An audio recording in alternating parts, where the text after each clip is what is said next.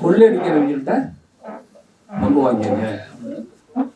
நான் யோசிச்சேன், இதுக்கு தொடர்ச்சி இருக்கா? இருக்கு. அது பேர் தான் தேர்தல் பத்திரம். அது 20,000 புத்தகம் படிச்சிருக்கு. சேக்கிழார் எழுதிய கம்பராமாயணம், வள்ளலாருடைய உச்சம் வந்து சனாதனம் என்று பேசுற வேறொரு கூட்டணி இருக்கு.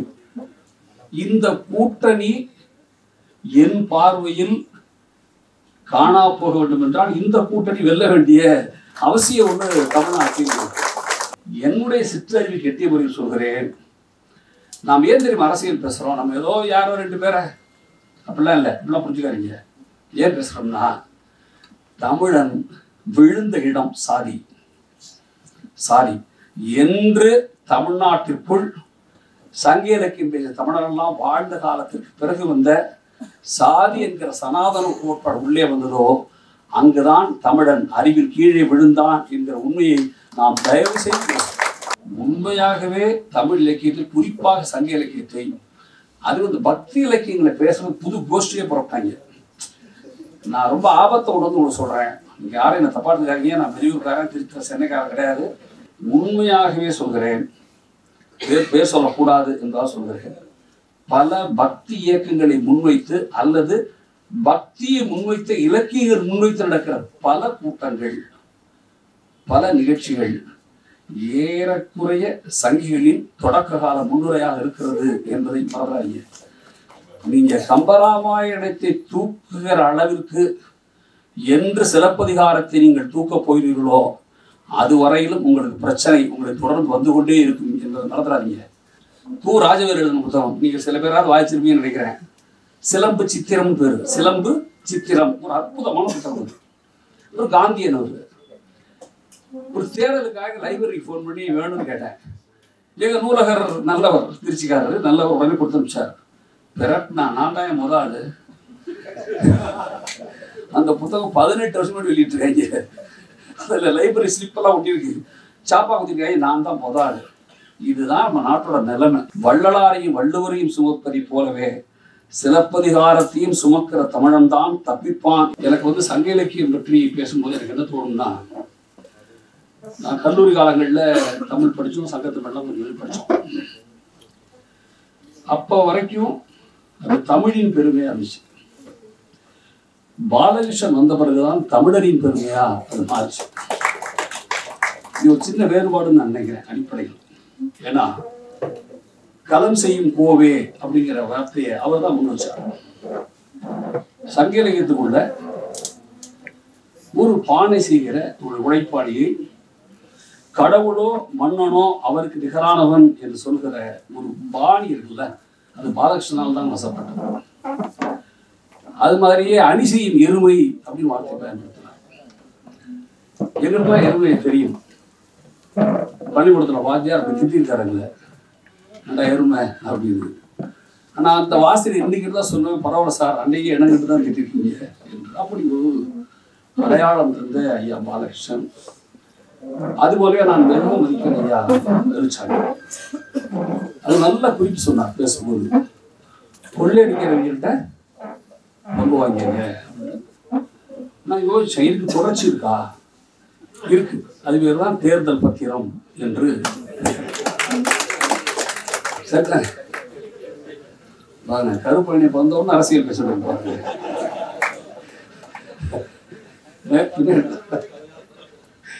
இல்ல, கொள்ளடிக்கிறோட பங்கு வாங்குறது பேர் தானே சார் தேர்தல் பத்திரம், பாண்டுகிறது தானே. அப்போ எனக்கு இந்த யுகபாரதியுடைய புத்தகங்கள் எப்படி பார்க்குறேன்னா, இது ஒரு தேர்தல் நேரம் வேற. பாலகிருஷ்ணன் தலைமையில் யுகபாரதி தலைமையில் நல்ல கூட்டணி, அறிவு கூட்டணி. எங்க கிராமங்கள்ல எல்லாம் வந்து இந்த தேர்தல் வந்து நாடாளுமன்றத்துக்கும் சட்டமன்றம் ஒன்னாலாம் வந்த காலம் உண்டு. எப்படி கிராமத்தில் பேசிக்கணும்னா, நீ கீழே யார் ஓட்டு போட வர, மேலே யார் ஓட்டு போடான்னு கேட்பாங்க. மேலேங்கிறது நாடாளுமன்றம், கீழேங்கிறது சட்டமன்றம். இந்த மேல் கூட்டணின்னு அவரே சொல்றார். நான் மேற்கூட்டணின்னு சொல்ல, மேல் கூட்டணி என்று சொல்கிறேன், மேல் கணக்கு என்று சொல்கிறேன்னு சொல்றார். எனக்கு என்ன தோணுது நண்பர்களே, இது ஒரு கூட்டணி. பாலகிருஷ்ணன், கருப்பணியப்பன், ஆறுமுகத்தமிழன், சூர்யா செல்வியர், இப்படி ஐயா வேலுசாமி, கருப்பணி ஒரு கூட்டணி. ஏன் இந்த கூட்டணி வெல்ல வேண்டும் என்று ஆசைப்படுகிறோம்? வேறொரு கூட்டணி இருக்கு, அது 20,000 புத்தகம் படித்திருக்கு. சேக்கிழார் எழுதிய கம்பராமாயணம், வள்ளலாருடைய உச்சம் வந்து சனாதனம் என்று பேசுற வேறொரு கூட்டணி இருக்கு. இந்த கூட்டணி என் பார்வையில் காணா போக வேண்டும் என்றால் இந்த கூட்டணி வெல்ல வேண்டிய அவசியம் ஒண்ணு தமிழ்நாட்டில் இருக்கு. நான் அப்படிதான் இதை நீ அரசியல் புரிஞ்சுக்க வேண்டாம். அது மட்டும் இல்ல நண்பர்களே, இன்னொன்னு என்ன சொல்ல தோணுதுன்னா, எல்லாரும் சொல்லிட்டாங்க சொல்வதை வேட்டுவான் அப்படிங்கிற சொல்ல. எனக்கு யுகபாரதி 2000 சினிமா பாட்டு எழுதியிருக்காரு, ஒரு 10 கவிதை புத்தகம் இருக்கு, ஒரு 15 கட்டுரை புத்தகம் இருக்கு. என்று படிக்கும் போதெல்லாம் எனக்கு என்ன தோணும்னா, எனக்கு வந்து ஒரு கவிஞன் உரைநடை இருக்குல்ல, அது ரொம்ப வித்தியாசம்னு நான் நினைப்பேன். சில பேருடைய புரோசை படிச்சீங்கன்னா புல்டோசர் வச்சு தள்ள வேண்டிய அவசியம் இருக்கும். நீங்க மெனக்கட வேண்டியிருக்கும், மனைவியில டீ கேட்க வேண்டியிருக்கும், ஏச்சு கொஞ்சம் நடக்க வேண்டியிருக்கும், ஃபேனை போட வேண்டியிருக்கும், வேத்து கொட்டும். இது வந்து நீங்க படிக்கிறதுக்கு ஒரு மூச்சு திணறிடும். ஆனா யுகபாரதியுடைய புரோசர் இல்லை, எல்லாரும் சொல்லிட்டாங்க, திருப்பி அதையும் நான் சொல்ல வேண்டாம். உண்மையாகவே ரொம்ப லகுவான புரோசர், ரொம்ப லகுவான புரோசர். எனக்கு என்ன தோணும்னா, ஒரு கவிஞன் உரைநடை எழுத வரும்போது சின்ன பிரச்சனை இருக்கு அவனுக்கு. என்ன பிரச்சனை இருக்கும்னா, தான் கவிஞங்கிறத மறக்கவே முடியாம தவிப்பான். தான் கவிஞங்கிறத அவனால் மறக்க முடியாது. அது எனக்கு என்ன தோணும்னா, பொதுவா இப்போ வீட்டுல புரோட்டா போட்டா மனைவி போடுற மாதிரி தான் போடணும். நீங்க புரோட்டா மாஸ்டர் கூட வீட்டுல போட்டா அப்படி இருக்கும். அவன் வந்து அடுப்படை டக்க டக்க டக்கடா நடிச்சான்னு வச்சுக்க. நான் சொல்றது புரியுதா உங்களுக்கு? புரோட்டா போடுற மாஸ்டர் கொண்டாந்து வீட்டுக்குள்ள விட்டு புரோட்டா போடுறா அப்படின்னா, அவர் தோசைகள் டக்க டக்க டக்க டக்குன்னு அடிச்சா எப்படி இருக்குமோ அப்படி இருக்கும் கவிஞரோட உரைநடை. ஆனால் யுகபாரதி உரைநடை மனைவி போடுவர் போட்டா மாதிரி பக்குவமாக எளிதாக இருக்குன்னு எனக்கு தோணும். எனக்கு இந்த உரைநடையை படிக்க இன்னொன்னு சொல்லிட்டு போய் நினைக்கிறேன். என்னன்னு கேட்டா, நண்பர்களே, இந்த எல்லாரும் சொன்னது ஒரு இருக்கு. அதாவது நிறைய அவர் வந்து சொல்லியிருக்காரு, ஏகப்பட்ட புத்தகங்களை ரெஃபர் பண்ணியிருக்காரு என்று சொல்லும்போது எனக்கு நான் ஒரு சின்ன படித்த போது ஒரு சின்ன எக்ஸசைஸ் பண்ணி பார்த்தேன். நீ எத்தனை புத்தகம் தான் ரெஃபர் பண்றாரு? நல்லா யோசிக்கலாம். ஏன்னா வேறுசாமி சொன்னாரு, பேசும்போது கடற்கரை சொன்னாரு, ராஜமுருகன் சொன்னார் சொன்னாங்க. ஆனா நீங்க பண்ண புத்தகம் படிச்சிருக்க வாய்ப்பு இல்லை, ஏன்னா இப்பதான் வெளியிடுறாங்க, இனிமேல் தான் படிக்க போறீங்க. அப்போ சின்னதா ஒண்ணு யோசிச்சு பாருங்க, யாரை பத்தி எல்லாம் இந்த புத்தகத்துக்குள்ள ஒரு ஆளால சொல்ல முடியும்.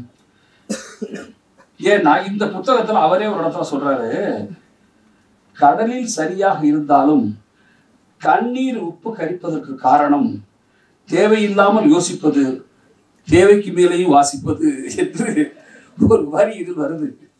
இந்த வரியை படிச்சுட்டுதான் லிஸ்டே எடுத்தேன். என்னென்ன சொல்றாருன்னா, இந்த சொல் வேட்டுவனுடைய வகையில சுரதா, முத்தொள்ளாயிரம், விவிலியம், கம்பர், தீஜா, புத்தர், திருமூலர், அழிவுடி சித்தர், கண்ணதாசன், யானை டாக்டர் கிருஷ்ணமூர்த்தி, வைக்கம் முகமது பஷீர், கேசவன், ஜெயங்கொண்டார், பாரதி, பூசன், பாஷோ, லீலாவதி, வள்ளுவர், எஸ்ரா, கோல்ரிச், முத்துலிங்கம், சிவவாக்கிய, மீபா சோமு, அழிவுடி சித்தர், சேக்கிழார், வள்ளலார், அதன் பிறகு Vannadasan, Ramesh Pradhan, Roy Moxham, R Subramanian, Zakir Hussain, ஜேடி குரு, சமஸ், ஔவை, சுயம்பிலிங்கம், கலைஞர், சத்யஜித்ரே, காந்தி பாபு, பிரேம்சந்த், மணிமேகலை, சு Venugopal, Muthupalani, Keera, Kuttirevathi, Sujatha, Rahulji, Vaali, colonel, James Wells, ஆதான், Andal, Vidyashankar, Martin Luther King, சாவே சுப்பிரமணியம், டால்ஸ்டாய், பூமாப்பா, ரவிக்குமார், வைதே ஹெர்பர்ட், ச தமிழ்ச்செல்வன், பீர்பால், மூச்சோகரா, கல்பனா, வே நீலகண்டன், ஜெயகாந்தன், தஞ்சை பிரகாஷ், வாவேசு, சு வெங்கடேசன், ராகவையங்கார், உவேசா, ஐராவதம், மகாதேவன், அவ்வை துரைசாமி, பிரபஞ்சன், பிச்சமூர்த்தி, சாரிமலி, மோகன், தேவதேவன், அத்த கலாபிரியா, பிஎல் சாமி, தொல்காப்பியர், சாலின் பாலுசாமி, இளங்கோவடிகள், தனிகை செல்வன், பாரதிதாசன், தோப்பா, அம்பேத்கர், ரகுபதி, கோ ரகுபதி, கந்தர்வன், கோமல், அசோகமித்ரன், நக்கீரன், ஜலாலுதீன் ரூமி, எல்லிஸ், முகுந்தநாகராஜ், ஓஷோ.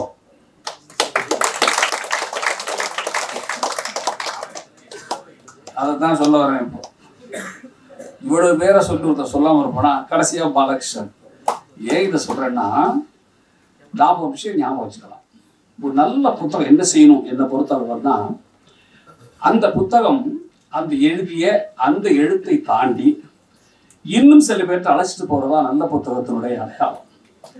எனக்கு யுகபாரதியிடம் நான் மிக மிக ரசிக்கிற விஷயமா அதை நினைக்கிறேன். இவ்வளவு மெனக்கெட்டு நான் தயாரிச்சதுக்கு என்ன காரணம் கேட்டா, இப்படி ஒரு அற்புதமான எழுத்தை யுகபாரதி கொண்டு வந்து தந்திருப்பது ஒன்றும் சாதாரணமான விஷயமா எனக்கு தோணலை. நீங்க வேள்பாரியில ஒரு இடம் இருக்கு, எல்லாரும் படிச்சது நிறைய வித்துருச்சு அந்த புக்கு, அது ஒன்றும் பிரச்சனை இல்லை. அதுல இந்த பாரி வந்து கொடுத்தது இருக்குல்ல தேரை, பாரி அந்த தேரை கொடுக்கும்போது அதுக்கு முன்னாடி ஒரு காட்சி இருக்கு. நீங்க உண்மையாகவே அந்த காட்சி வந்து அற்புதமாக வெங்கடேசன் இருக்கிறது ஒரு பக்கம்னா, அது சுகபாரதி சொல்ற விதம் இருக்குல்ல, அந்த தேரை வந்து முல்லைக்கு கொடுக்கும்போது பாரி தேரை மட்டும் கொடுத்தானா குதிரையோட கொடுத்தானா அப்படிங்கிற ஒரு கேள்வி இருக்கு. அந்த இடத்துல வந்து இவருடைய வாசிப்பு எங்க வருதுன்னா, இல்ல அவன் தேரை மட்டும் கொடுத்துட்டு குதிரையை கூட்டிட்டு போயிட்டான், அவனும் அவன் காதல் மனைவியும் குதிரையை கூட அழைச்சிட்டு போனாங்க என்று வெங்கடேசன் அந்த அத்தியாயத்தை முடித்திருக்கிறார் என்று சொல்லுவது அதிசயம் அல்ல. ஏன்னா நாவல் இருக்கு. இந்த முடிவுக்கு வெங்கடேசன் எப்படி வந்தார் அப்படின்னு கேட்கிறார். எப்படி வந்தார் வெங்கடேசன் என்றால், வெங்கடேசன் ஔவை துரைசாமி பிள்ளையினுடைய ஆய்வை படித்ததன் மூலம் அந்த முடிவுக்கு வந்தார் என்று சொல்லும் போதுதான் இவர் உவேசால் ஆரம்பிச்சு ஔவை துரைசாமி பிள்ளை வரையிலும் இவர் படித்து எனக்கு அப்பதான் எனக்கு வியப்பா இருந்துச்சு. ஏன்னா 2 இடத்துல சக்சஸ் பண்ணிட்டா நம்மளுக்கு தலை நிக்க மாட்டேங்குது, 2 இடத்துல வெற்றி பெற்றாங்கன்னா நிக்க மாட்டேங்குது. எனக்கு எல்லாரும் கேட்ட கேள்வி ஒன்று சொல்லி நான் முடிக்கணும். இப்போ எனக்கு என்ன தோணுச்சுன்னா, யானைகளை பற்றி ஏகப்பட்ட குறிப்பு வருதுன்னு எல்லாருமே பேசுகிறோம். எல்லாருமே யானையை பற்றி குறிப்பு வருது. வேள்பாரில் யானையை பற்றி இருக்கு, சங்க இலக்கியங்கள் பேச போறாரு, பாலகிருஷ்ணன் பேச போறாரு, ஏராளமான குறிப்பெல்லாம் இருக்கு. சரி, இவ்வளவு யானைகளை பற்றி குறிப்பு இருக்குல்ல, யானை பேசுங்கிறத பத்தி நம்ம ஏதாவது பேசியிருக்கோமா? யானை கிட்ட என்ன மாதிரி ஒலிகள் இருக்கு நம்ம பேசியிருக்கிறோமா? யானை வந்து 5 கிலோமீட்டர் தாண்டி கூட தன்னுடைய இணையை கூப்பிடுறோம் என்பதை நம்ம படிச்சிருக்கோம். நமக்கு தெரியுமா? நமக்குங்கிறது இன்னைக்கு உங்களை நான் கேட்கல, தமிழ் இலக்கியங்கள்ல பேசியிருக்கோமா? அந்த யானைகள் ஒரு 14-35 ஹெர்ட்ஸ் ஓசை எழுப்பும் என்பதை பற்றி நமக்கு தெரியுமா? சோதிச்சு பார்த்திருக்கோமா? ஒரு யானை எங்கேயோ புல்லு தண்ணி குடிக்கும் போது திடீரென்று இருந்து காதுகள் விடைச்சு நின்று கொஞ்ச நேரம் நின்று கவனிச்சுட்டு தட தட தடன்னு ஓடி ஒரு இணையோடு போய் சேருது என்று நாம் யாராவது இலக்கியங்கள் பேசியிருக்கிறோமா? ஏன் பேசல? யானைக்கு நாக்கு தடிக்குன்னு பேசியிருக்கிறோம், யானை கூர்மையான விலங்குன்னு பேசியிருக்கிறோம், யானை உலகின் பேருயிர் என்று பேசியிருக்கிறோம். ஏன் நாம் இதை பேசல என்பதுதான் எனக்கு ஆச்சரியமா தோணுது. யானைகளே பிறக்காத ரஷ்யாவில் பிறந்த காத்ரின் பெயின் என்கிற பெண் ஆய்வு செய்கிறாள். இதை நான் ஒன்றும் கண்டுபிடிக்கல, உண்மையாகவே மேட்டுப்பாளையத்தில் இருக்கிற ஒரு வனவிலங்குகள் ஆய்வு மையம் போட்டிருக்கிற யானைகள் உலகின் பேருயிர் என்கிற புத்தகத்துல அலியும் யோகநாதன் எழுதின புத்தகம், அந்த புத்தகம் நீ படிச்சு பாருங்க. அப்ப அதுல ஒரு கேள்வி வரும், என்னன்னா தமிழர்கள் எங்கு தேங்கினார்கள் என்று வேலுசாமி கேட்டார்ல. சங்க இலக்கியத்தோட கூறு இருந்துச்சுல்ல, உங்களுக்கு இலக்கியம் பற்றி, யானை பற்றி, விலங்குகள் பற்றி எத்தனை சொல்லணும். பூகை ஆந்தை சிறப்பித்த இலக்கியம் நிறைய எழுதுறாரு அவரு. ஒரு மன்னன் வந்து போர்ல காயமிட்டு கீழே விழுகிறான், அவன் பறவைகளின் நேசன். பறவைகள் எல்லாம் சேர்ந்து அந்த மன்னன் மீது தன்னுடைய இறகுகளால் வெயில் நல்ல பொட்ட வெயில் அவனுக்கு காயப்பட்டு கீழே விழுகிறான், சாக போறான். அவனை இந்த பறவைகள் எல்லாம் சேர்ந்து சிறகை விரித்து கூடமைத்து அவன் உடலில் வெயில் படாமல் பாதுகாத்தது என்ற குறிப்பு சங்கரத்திற்கு என்று எழுதுறாரு யுகபாரதி. அப்போ பூகை இதுக்குள்ள ஆந்தை வெக்கப்படிச்சான். ஏன்னா அதுக்கு பகல்ல கண்ணு தெரியாது, தன்னால போய் அப்படி சிறக விரிக்க முடியலையே என்று பூகை வெட்கப்பட்டது என்று சொல்கிற ஞானம் தமிழனுக்கு இருந்தது. மறந்துடாதீங்க, அது வெறும் அறிவல்ல, அன்போடு சேர்ந்த அறிவு.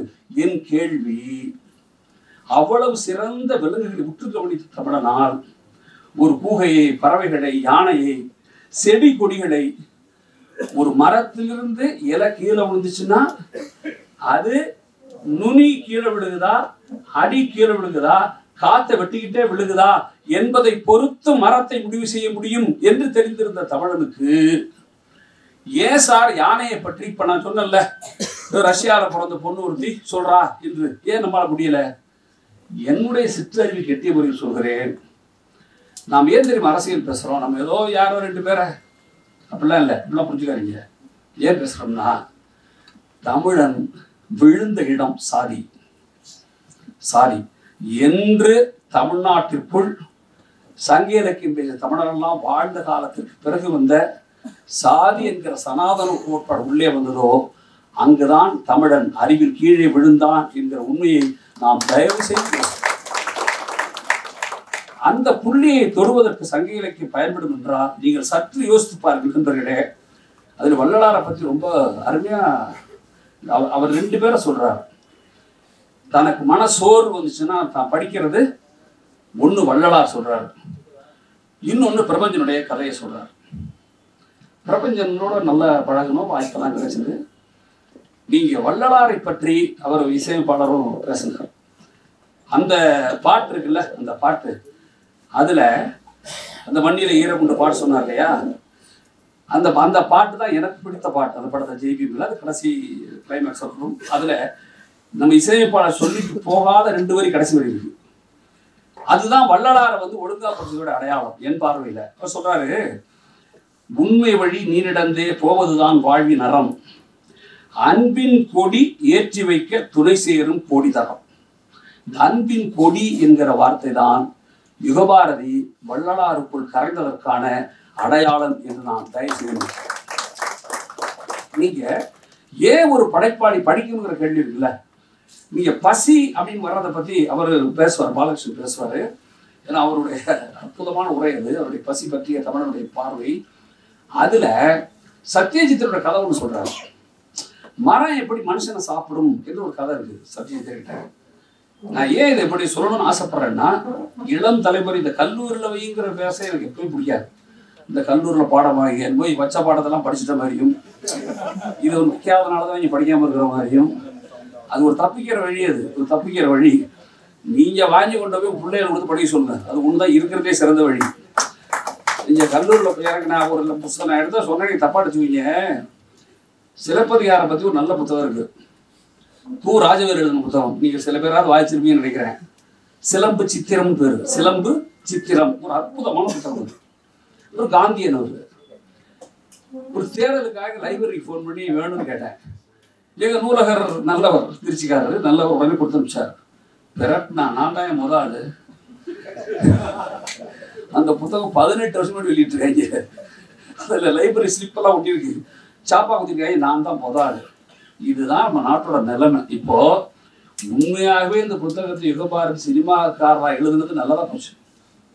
ஒரு சினிமாக்கார அல்லாத ஒரு எழுதியிருந்தாருன்னா இத்தனை பேர் வந்துருக்க மாட்டீங்க, கேமரா வந்துருக்காது, வெளியில தெரியாமலே போயிருந்துருக்கேன். விளையாட்டுலாம் சொல்லுங்க, யதார்த்தத்தை சொல்றேன், உண்மையை சொல்றேன். நீ யோசிச்சு பாருங்க.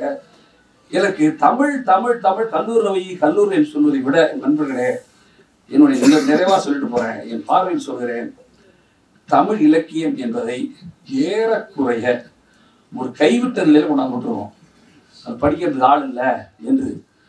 உண்மையாகவே தமிழ் இலக்கியத்தில், குறிப்பாக சங்க இலக்கியத்தை, அது பக்தி இலக்கியங்களை பேசுறது புது கோஷ்டியே புறப்பட்டாங்க. நான் ரொம்ப ஆபத்தை உணர்ந்து ஒன்று சொல்றேன், நீங்க யாரும் என்ன தப்பா எடுத்துக்காதீங்க. நான் வெளியூருக்காரன், திருச்சி சென்னைக்காரன் கிடையாது. பாதி சென்னைக்கு வர்றாங்கன்னா சமயத்தில் சொல்லிட்டு ஓடி போயிடணும். உண்மையாகவே சொல்கிறேன், பேர் சொல்லக்கூடாது என்றால் சொல்கிறேன். பல பக்தி இயக்கங்களை முன்வைத்து அல்லது பக்தியை முன்வைத்த இலக்கியங்கள் முன்வைத்து நடக்கிற பல கூட்டங்கள், பல நிகழ்ச்சிகள் ஏறக்குறைய சங்கிகளின் தொடக்க கால முன்னுரையாக இருக்கிறது என்பதை மறந்தாங்க. நீங்க கம்பராமாயணத்தை தூக்குகிற அளவிற்கு என்று சிலப்பதிகாரத்தை நீங்கள் தூக்க போகிறீர்களோ அதுவரையிலும் உங்களுக்கு பிரச்சனை உங்களுக்கு தொடர்ந்து வந்து கொண்டே இருக்கும் என்பதை மறந்துடாதீங்க.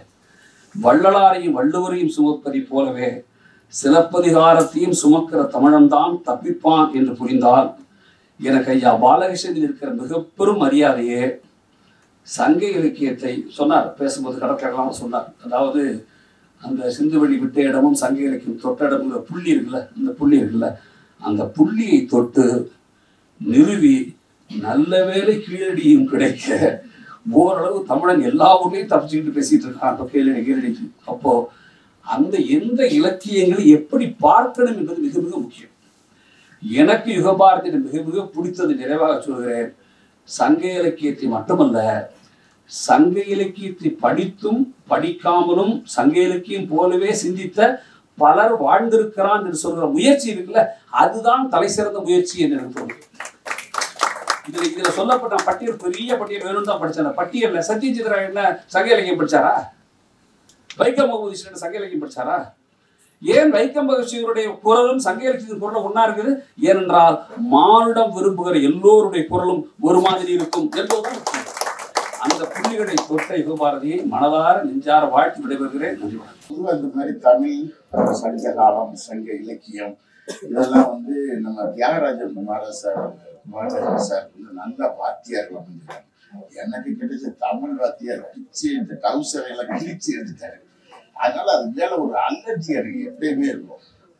இப்போ ஒரு வாரத்தில் ஒரு 10 மாசத்துக்கு முன்னாடி இதுல ஃபேஸ்புக்ல வந்து உடனடியா மாரடைப்பு வந்தா அதை தடுக்கிறதுக்கு என்ன செய்யணும் அப்படின்னு ஒரு கட்டுரை இருந்துச்சு. படிச்சுக்கிட்டே இருக்கேன் படிச்சு முடிக்கிறதுக்கு ஒரு 1.5 மணி நேரம் ஆச்சு. அப்பதான் எனக்கு மாரடைப்பு வர்ற மாதிரியே உடனடியா தடுக்கிறதுக்கு என்ன செய்யணும்னு சொல்றதுக்கே ஒரு மாரடைப்பு உருவாக்கிட்டீங்க, என்ன செய்யறது அப்படின்னு யோசிச்சுட்டு சரி அப்படிங்கிற மாதிரி இந்த சங்க இலக்கியம்னாலே ஒரு பதற்றம் வந்து தொத்தி. சரின்னு புத்தகத்தை வாங்கியாச்சு. 10 பாட்டு 8 தொகை மேல் கணக்கு. நான் ஒரு ஃபோன் பண்ணி கேட்டேன், என்ன மேல் கணக்கு எனக்கு பேசுறதுக்கு பெண்களே வரலையே அப்படின்னு சொல்லும்போது அவர் சொன்னார், அதெல்லாம் மேல் கணக்கு எழுதிட்டு இல்லை, ஃபீமேல் கணக்கு எழுதிட்டு அவர் சொன்னார் ஃபோன் பண்ணி. சரி ரைட்டு. அப்போ உள்ள ஃபீமேல் பற்றிலாம் எழுதியிருக்காரு. இது எல்லாத்தையும் படிச்சாச்சு. இப்போ படிச்சு முடிச்சுட்டு இதை பத்தி பேசணும். அப்போ வந்து நீங்க வந்து ஒரு விஷயம், இந்த புத்தகத்தை படிக்கும்போது ஒரு தனி அறையில நான் ஒரு தேவைப்படுத்திக்கிட்டு இந்த புத்தகத்தை படிக்கும்போது ஒருவர் கட்டி பிடிக்கிறது, ஆணும் பெண்ணும் ஒருவரை கட்டி பிடிக்கிறது, இல்லை ஒரு ஆணும் சந்தித்தவுடன் கட்டி பிடிப்பது. இந்த கட்டி பிடிக்கிறதுங்கிறது வந்து என்ன அப்படின்னு யோசிச்சோம்னா வேற ஒன்றும் இல்லாத காமமோ காதலோ அதெல்லாம் ஒரு பக்கம் தூக்கி வச்சுட்டு உடலின் மூலம் ஒரு உயிரை தேற்றுவது அப்படிங்கிற ஒரு விஷயம் தெரியுது. ஒரு உடல் மூலம் கட்டி பிடிக்கிறது மூலமா உடல் மூலமாக ஒரு உயிரை தேற்றுறது அப்படிங்கிறது. இந்த நூல் வந்து கிட்டத்தட்ட 3 நாளா இந்த உடலின் மீது ஒரு உயிரை தேற்றிய ஒரு பார்வையாகத்தான் அந்த புத்தகத்தை பார்த்தேன். அவ்வளவு அற்புதமாக, அதாவது என்னன்னா அந்த தமிழ் வாத்தியார் மிரட்டி விட்டார்ல இல்லையா, அதை யுகபாரதி கட்டி விட்டாரு. உண்மையிலேயே வந்து நான் கூட ஃபோன் பண்ணி அப்படி சொல்லிக்கிட்டே இருந்தேன். பக்கம் 35 போயிடுச்சு, பக்கம் 75 போயிடுச்சு, பக்கம் 85 போயிடுச்சு அப்படின்னு நான் சொல்லிக்கிட்டே இருந்தேன். ஏங்க நீங்க புத்தகத்தை பத்தியே பேசாதீங்க, நீங்க பொதுவாக எப்படி பேசுவீங்களா அப்படி பேசிட்டு போயிருங்க அப்படின்னு அவர் என்கிட்ட சொல்லிக்கிட்டே இருந்தாரு. ஆனா புத்தகத்தை பேசாமலும் இருக்க முடியாது. அந்த அளவிற்கு வந்து எல்லாரும் பேசும்போது சங்க இலக்கியத்துல 2 பாட்டு சங்க காலத்துல, ஒண்ணு அரசியல் இருக்கு, இன்னொன்னு வாழ்வியல் இருக்கு. 2 விஷயம் இருக்கு. சங்க இலக்கியங்களை எப்படி பார்க்க வேண்டும் அதெல்லாம் அதுல பெரிய ஆய்வாளர் ஐயா பாலகிருஷ்ணன் அவங்க பேசுவாங்க. ஆனா நந்தலாலா வந்து ஒரு இடத்துல கொண்டாந்து டக்குன்னு நிப்பாடி போயிட்டாரு. நீங்க வந்து எந்த இடத்துல விழுந்தீங்க அப்படின்னு சொல்லி. நான் வந்து காவிரி நீரோலியம்னு ஒரு புக்கு எழுதுனேன். அது நம்மளாம் எழுதக்கூடாது, எழுதுறதுக்கு அறிவுரையெல்லாம் கிடையாது. ஆனா சரி தைரியத்துல எழுதுவோமே, எனக்குள்ள ஒரு கேள்வி வந்ததை வச்சு ஒரு புக்கு எழுதுவோமேன்னு எழுதிட்டேன். அதுக்கு பின்னாடி அந்த கேள்வியினுடைய தொடர்ச்சிகள் இருந்துகிட்டே இருந்தது. அதனால வைகையை பத்தி எழுதுவோம் அப்படின்னு எழுத போகும்போது இந்த யானைகளை பத்தி இவர் எழுதியிருக்கிற விஷயத்தை படிக்கும் போது அந்த இடம் வந்து வருது. என்னுடைய கேள்வி என்னன்னா, இங்க இருக்கக்கூடிய ஆய்வாளர்கள்ட்ட நான் அந்த கேள்வியை முன்வைக்கிறேன். யானைகளை வைத்து யானைகளுடைய பெருமை குறித்து சங்க இலக்கியம் பக்கம் பக்கமாக பேசுகிறது. அருமையாக ஒரு 20 பக்கத்தில் அதனுடைய நுட்பங்களை எல்லாம் யாரெல்லாம் எழுதியிருக்காங்களோ பதிவு செய்திருக்கிறார் அன்பு தோழர் யுகபாரதி. ஆனா என்னுடைய கேள்வி என்னன்னா, அந்த யானை எங்கே காணாம போச்சு? அந்த யானை தமிழர்களின் அடையாளமாக இருந்த யானை போது இங்கே இருக்கிறது. நான் கோவிலுக்கு செல்லும் போது அது கட்டி வைத்திருக்கிறார்கள். அந்த யானை என்னை பார்த்து பேசுகிறது. அது ஏதோ ஒன்று சொல்ல முயற்சிக்கிறது. அது ஏன் கோயிலுக்கு வந்தது? அதை ஏன் கட்டி வைத்தார்கள்? அதை ஏன் தூக்கி வைத்து சப்பரங்களை வைத்து அதை சுமக்க வைக்கிறார்கள்? திருவிழா காலங்களில் அது ஏன் ஆடுகிறது? திருச்சூரில் அது ஏன் விரித்து ஓடுகிறது? இந்த கேள்விக்கெல்லாம் பதில் வேண்டி இருக்கிறது. அப்படிப்பட்ட யானை. ஆனால் இன்றைக்கு இப்படி எப்படி வந்தது என்ற ஆய்வுக்குள் போனால், எனது ஆய்வில் நான் கொஞ்சம் முயற்சி செய்து பார்க்கிற பொழுது அது கலப்பினர் காலத்திற்கு பின்னாடி நீங்க வந்து மதுரைக்கு பக்கத்துல வந்து சோழவந்தான்னு ஒரு ஊர் இருக்கு. அந்த ஊர்ல வேள்விக்குடி செப்பேடுன்னு ஒண்ணு கண்டுபிடிச்சாங்க. அந்த வேள்விக்குடி செப்பேட்ல வந்து எப்படி நிலங்கள் வந்து இருந்த நிலங்களை பிரம்மதேய நிலங்களாக எப்படி கொடுத்தாங்க, அதை அவர்கள் வந்து எப்படி அபகரித்தார்கள், எந்த படைகளை வைத்து வீழ்த்தப்பட்டது, அப்ப யானை படைகள் எப்படி அதை பங்காற்றியது, அதில் யானை எப்படி வீழ்த்தப்பட்டது, வீழ்த்தப்பட்ட யானையை எப்படி கட்டி கொண்டாந்து இப்போது கோவிலில் வைத்திருக்கிறார்கள், யானைகளின் மீது எப்படி கோவில் எழுப்பப்பட்டது, அதன் வாசல்களில் யானைகள் எப்படி இருக்கிறது, ஏன் ஒரு சிங்கம் இல்லை, ஏன் ஒரு புலி இல்லை, ஏன் ஒரு கரடி இல்லை, எப்படி யானை இங்கு வந்து இருக்கிறது, அதன் அடியில் கிடக்கிறது எப்படி என்ற கேள்விகள் எல்லாம் எனக்குள் எழுந்து கொண்டே இருக்கிறது. அதை தொல்லியல் ஆய்வாளர்களிடமும் அந்த கேள்வியை நான் வைத்திருக்கிறேன். ஐயா பாலகிருஷ்ணன் அவர்களிடமும் வைக்கிறேன். யானையை மீட்டு தருவதற்கான ஒரு போராட்டத்தை சங்க காலத்தில் சிந்துவெளி விட்ட இடம், சங்க இலக்கியம் தொட்ட இடம். நாம் அந்த இடத்தை அதை நிரப்ப வேண்டிய அவசியம் இருக்கிறது. ஏன்னா காலை குதிரையின் மேன்மை பேசிக்கொண்டே இருக்கிறார்கள். இந்தியாவில் ஜனித்ததல்ல குதிரை ஐரோப்பியாவிலிருந்து இங்கே வந்த ஒரு விலங்கு. ஆனால் இங்கு இருந்த யானையை பற்றியான பெருமைகளை விட குதிரையை பற்றிய பெருமைகள் பேசிக்கொண்டே இருக்கிறார்கள். வடக்கே குதிரையில் ஒரு ஒரு விளிம்புநிலை சமூகத்தை சேர்ந்த ஒருவனால் குதிரை மீது ஏறி மணவிழா ஊர்வலம் கூட வர முடியவில்லை என்ற கொடூர உண்மை இன்றைக்கும் நடந்து கொண்டிருக்கிறது. குதிரையின் மேன்மை பேசக்கூடிய யானையின் பெருமை பேசிய சங்க இலக்கியத்தில் இன்றைக்கு யானையின் பெருமை பேசாமல் இருப்பதற்கும் யானைகள் மறந்து போனதற்கும் என்ன காரணம் என்ற கேள்வியையும், ஆனா அந்த கேள்வி இதை படிக்கிற பொழுது யுகபாரதி எழுதியிருக்கக்கூடிய இந்த முதல் அத்தியாயத்தை படிக்கிற பொழுது அந்த கேள்வி வந்து போகிறது. அதை வந்து நம்ம கண்டறிய வேண்டிய அவசியம் இருக்கிறது அப்படிங்கிறத நம்ம பார்க்கிறோம். அதே போல இன்னொன்றையும் சொல்ல வேண்டியிருக்கு. அடுத்த அத்தியாயம் அதிவிசேஷ வண்ணத்து பூச்சி என்ற ஒரு அத்தியாயம். இன்னைக்கு வந்து வண்ணத்து பூச்சிகளுடைய மரண சாசனங்கள் எழுதப்பட்டு கொண்டிருக்கிறது. வண்ணத்து பூச்சிகளாக யாரும் இருக்க முடியாது. அதற்கான இதெல்லாம் என்ன செய்யறாங்க, பண்ணிக்கிட்டு இருக்காங்க. அதில் வந்து மனிதர்கள் வந்து இன்னைக்கு வண்ணத்து பூச்சிகளுக்கு மரண சாசனங்களை எழுதி கொண்டிருந்தாலும் கூட அவர்களுக்கான ஆலயமும் கடவுளையும் இன்னொரு பக்கம் ஒழித்து கொண்டிருக்கிறார்கள். வண்ணத்து பூச்சிகள் ஒரு புறம் மரணித்துக் கொண்டிருப்பதற்கு காரணம் ஆலயங்களும் கடவுள்களும் பெயர்களை சொல்லிக்கொண்டு ஒரு அபாய மணி என்பது என்ன செய்யுது, அதை வந்து ஒழித்துக் கொண்டிருக்கிறது. இந்த வண்ணத்து பூச்சி, இவர்கள் இருக்கக்கூடிய வண்ணத்து பூச்சியை பார்க்கிற பொழுதுதான் அந்த விசேஷமான வண்ணத்து பூச்சியை நீங்கள் படித்தீர்கள் என்று சொன்னால் அதுல வந்து இன்றைக்கு அதிவிசேஷ பூச்சி விஷப்பூச்சிகளையும் உங்களால் என்ன செய்ய முடியும், உணர முடியும். பொதுவாக அந்த நூலை படிக்கிற போது, அந்த அத்தியாயத்தை படிக்கிற போது கவிஞர் யுகபாரதியே வந்து ஒரு அதிவிசேஷ வண்ணத்து பூச்சியாகவே கண்ணுக்குள்ள அப்படி படர்ந்து கொண்டிருந்தார் என்றுதான் நான் பார்த்தேன். அதே போல அடுத்து உப்பு. இவர் வந்து அதாவது இதுக்கு வந்து பொதுவாக இப்போ வெயில் வந்து பேசும்போது நான் அது எப்படி அவர் எழுதியிருக்கிறாரு அப்படிங்கிறதெல்லாம் அப்படி கோட் பண்ணி சொல்லிட்டே வந்தார். ஆனால் இது வந்து இப்படி இங்கேருந்து போகிறது, அங்கேருந்து போகிறது, அங்கேருந்து போகிறது, ஒரு கனவு காண்பதை போல ஒரு கனவு. அதாவது என்ன, நான் கெட்ட கனவு ரொம்ப நேரம் ஓடிட்டே இருக்கும் தெரியுமா, நமக்கு படுத்து கிடக்கும்போது நல்ல கனவு அப்படிதான் இன்ட்ரெஸ்டிங்கா வந்து ஏதாவது ஒன்று நடக்கு, டக்குன்னு யாராவது எழுப்பி விட்டுருவாங்க, ரொம்ப ஒரு மாதிரியா இருக்கும். அந்த மாதிரிலாம் நிறைய எல்லாருக்கும் அந்த அனுபவங்கள் இருக்கும். அந்த மாதிரி வந்து இப்ப இங்க வந்து நீங்க உப்பை பத்தி ஒண்ணு போகுது, திடீர்னு ஒன்னொன்னு வருது. இங்க அந்த இந்த மூளையை கழட்டி வச்சுட்டு அந்த இதை உள்ள ஏத்துறதுக்குள்ள அடுத்த இடத்துக்கு போயிடுறாரு, டக்கு டக்கு டக்கு டக்குன்னு போறாரு. ஆனா என்னன்னா எல்லாத்துக்கும் ஒரு தொடர்ச்சியை என்ன செய்கிறார், உருவாக்குறாரு அந்த நூல். அதாவது அந்த நூலுடைய ரொம்ப முக்கியமான விசேஷம், கல்லூரிகளில் வைக்கக்கூடாத ஒரு நூல் என்பதற்கு நந்தலாலா சொன்னதை நான் வழிமொழிகிறேன். அது ரொம்ப முக்கியம். அதுக்காக கடற்கரை அவர்கள் சொன்னதை வந்து ஏற்றுக்கிற கூடாதுன்னு நான் சொல்றேன், அதையும் ஏற்றுக்கொள்ள வேண்டும். எதுக்கு கூட்டத்தை விட்டு வெளியே போகும்போது சண்டைக்காடு கொண்டு போயிடக்கூடாது. ஒண்ணு, உணவை பற்றி, பசியை பற்றி, உப்பை பற்றி இதெல்லாம் சொல்றாங்க. நான் ஒரே ஒரு விஷயத்தை மட்டும் சொல்லி முடிச்சிடுறேன். உணவு என்பது வந்து நீங்க உப்பு சார்ந்தது தான், சுவை என்பது உப்பு சார்ந்தது. உணவு என்பது நீங்க வந்து அறுசுவை உணவு அப்படின்னு சொல்றாங்கல்ல, அறுசுவை, இனிப்பு, புளிப்பு, துவர்ப்பு, கார்ப்பு, கசப்பு, இதெல்லாம் சேர்ந்த உவர்ப்பு, இதெல்லாம் சேர்ந்த உப்பு, அந்த உப்பெல்லாம் சேர்ந்த அறுசுவை அப்படிங்கிற ஒண்ணுதான் சொல்றாங்க. ஆனா சங்க காலத்துல எழுதப்பட்டிருக்கக்கூடிய இந்த விஷயங்கள் நீங்க வந்து அதற்கு பின்னால் என்ன ஆனது என்ற ஒரு கேள்வியை வைக்கிற பொழுது நீங்க அறுசுவை அல்ல, எழுசுவை என்ற ஒன்று இருக்கிறது. நீங்க வந்து எனக்கு நல்லா தெரியும் எங்க ஊர்ல கொஞ்சம் தள்ளி அப்படி பாத்தீங்கன்னு சொன்னா, அதாவது அந்த அந்த வயக்காட்டுல வேலை செஞ்ச அந்த குடும்பத்துக்கு சூடு இல்லாம சோறு போடுங்க அப்படின்னு நான் காதால கேட்டிருக்கேன்.